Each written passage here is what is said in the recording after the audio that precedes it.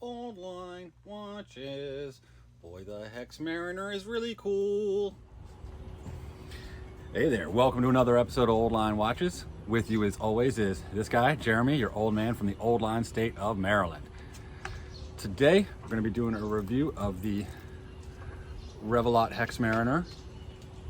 Fancy, awesome little micro brand. We'll go into all the details in that shortly. But at the top of the video, we're going to do what we always do. Oh yeah, before we even do that, yeah, I'm outside today because it's a nice day and I'm going to enjoy it. Why not, right?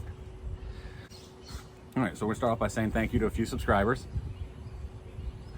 My wife's across the table from me and I'm making faces at her and she's making faces back at me. And she doesn't know that I'm flipping the camera on and filming her at the same time. And now she's staring death at me.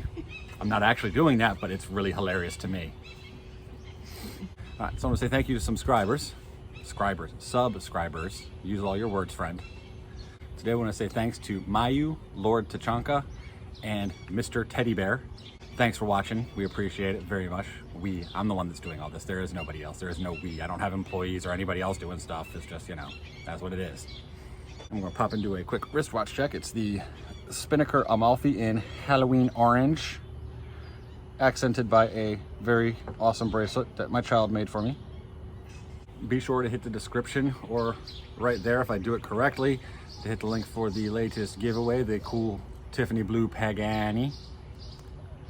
Also hit the description for any coupon codes, affiliate links, referral links, all that stuff. Good deals that I might find, just, you know, it's useful information most of the time. All right, it's time to whoopie-doop and do the review. Stats and specs. All right, diving right into the stats and specs. It is 43 millimeter in diameter, including the crown, 45.7. A lug to lug of 48, including the end links is 52 mil. Got a 22 millimeter lug width that neighbors down to 20, coming in at 13.2 millimeter thick and weighs in 169 grams as it is sized for my 6 3/4 inch wrist. A little bit of a chunky boy, but that's kind of designed that way. It is powered by the Workhorse NH35, 21,600 vibrations per hour, 42-hour power reserve, 24-hour joule, hacking and hand winding. I might just have to make a clip of that just so I never have to say it again. All right, the case and bracelet are all 316 stainless. You got mostly brushed with some nicely polished chamfers there. A nicely integrated crown guard. Cool angles to things here. You're going to see a whole lot of cool angles here, as you can already tell and know. It is protected by a flat sapphire crystal. The crown is 7 mil in diameter, screw down and signed with kind of a cool gear motif there. There we go. The case back has your basic stat line, automatic, 200 meter water resist, stainless steel, launch edition. Yep, got this one off Kickstarter.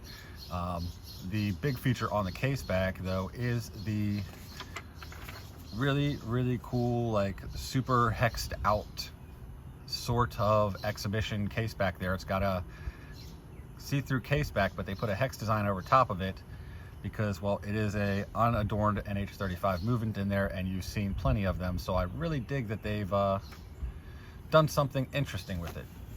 Like it or hate it, at least it's different. Onto the strap itself, it is again all stainless steel, solid end links with quick release. It is mostly brushed with some polished chamfers there. It is push pin sized. It is also, as you can see, super hex means 6-sided, and they don't always hit the 6-sided of it, but like the whole geometry motif is super present and will continue to be. And look at the way the light just dances off of this thing. It is really cool. Very comfortable, single link but 3-link style, but good flex, nice and comfy. The clasp is milled with a pressed upper, signed with the Revelot logo. Security pushers, 3 holes of micro adjust. All right, now let's get to why I got this and why you're watching this, why this thing exists and why it is awesome. The dial. We have applied indices with gunmetal surrounds. At the 12, 3, and 9, we have some kind of extended out hexagon shape with equilateral hexagons and all the rest of the hour markers except for the date window at the 6 with the black date wheel, which I like the contrast there. They could have gotten away with the white date wheel and it would have looked fine, but I dig that they went with something with a little contrast to it that makes it stick out a little bit. All of those indices are lume filled, as is the dial itself, but we're going to come back to the dial part here in just a moment. We've got the Revelot name and logo printed onto the 12 with the Hexmariner automatic 200 meter between the pinion and the date window there. A basic, fully functional, useful minute track. It's difficult to capture even in good light, but the dial itself has kind of a geodesic Epcot ball pattern all over the dial there. It looks 3D. I honestly can't tell if it's is or not. It's very hard to tell, but it is exceptionally cool and I really, really like it. And also on the rehaut here, they have, let's see if I can actually zoom in close enough to really make you see it. They have the 5s marked in Arabics all the way around that brush rehaut. It's a very subtle detail and very cool.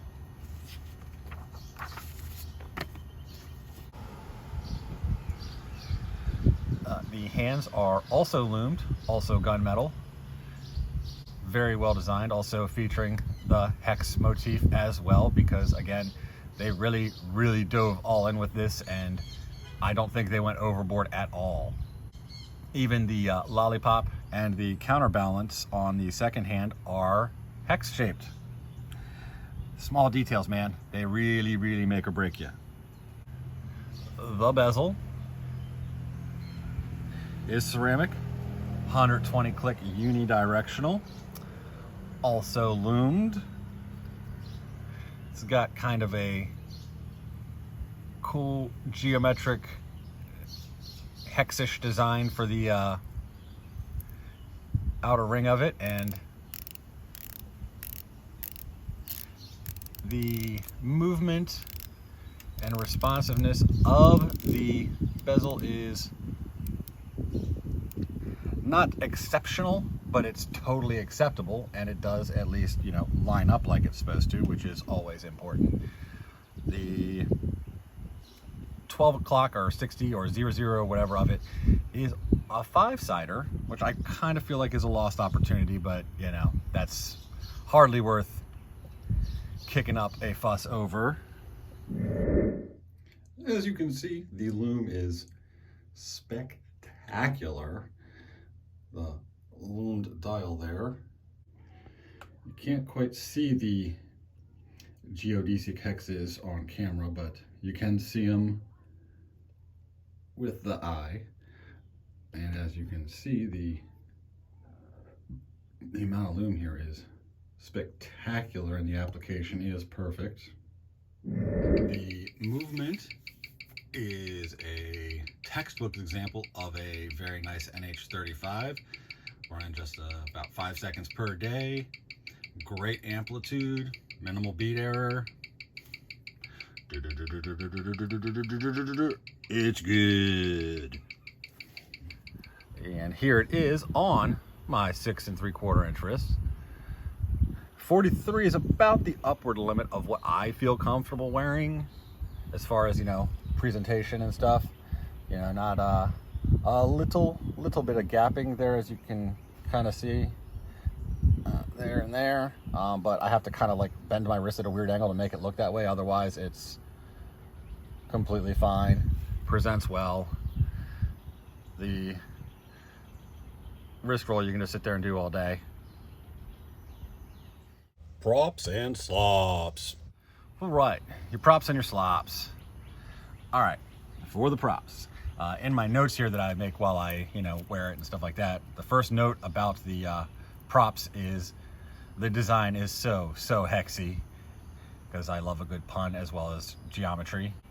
Everything that they've incorporated into this, every little bit of hexagonal or geometric, whatever, like it's pervasive throughout the entire piece, and I really love the design aesthetic of that. I love that they really went all in, and the attention to detail really shows. On that topic of it, the case back, doing the kind of honeycomb thing there with the semi see-through exhibition case back, also really like that. Not something I've ever seen before, or done in this way at least. The bracelet, super comfortable despite being a fairly chonky, along with the weight of it being fairly chonky. It sits really comfortably. They actually did care about making something that not just looked good but wore well. So I'm happy about that. I'm also going to give a prop to the customer service folks. Is kind of leading into the slops, but their customer service is outstanding, responsive, and just all around great. Which leads to the slops. On these, a number of them, there was these two links. I can't remember if it was this side or this side, but these two links weren't pressed in all the way, which caused it to be kind of stuck like that. And they completely were owned that it happened. They were ready to, either send out a new watch, new bracelet, however the customer wanted to solve the problem, they were ready to do. And they also offered for the impatient like me a relatively easy to do option, as long as you had like some kind of vice device that you could put some rubber or plastic or whatever, something on here to prevent scratching, but just to gently and firmly press in from both sides to finish the seating of it, and then it worked great. But it did happen, so it is kind of it does belong in the slop section. Yeah, the bracelet is a little bit loose on the lugs and kind of doesn't line up perfectly. I mean, at this price point, it's not that big a deal, but it is something that I noticed, and it's something that I'm going to note in the video. And the last of the slops you're not going to see, but you're going to hear. Let me pull this around to the speaker side, and that little jangle there is the clasp. The pushers aren't super secure in there, so when you move around they kind of wobble and jangle a little bit. It kind of makes it feel like a Seiko clasp, which is not exactly a glowing recommendation. But all in all, super happy, super impressed, super loving it. So that was the Revelot Hexmariner. I hope you enjoyed the review. I certainly enjoyed reviewing it. If you enjoyed this video, like, comment, subscribe, all those happy things that make the algorithm happy. And it's starting to get a little hot already out here. So until next time, take care of yourselves, take care of each other. And this has been your old man from the Old Line State, signing off.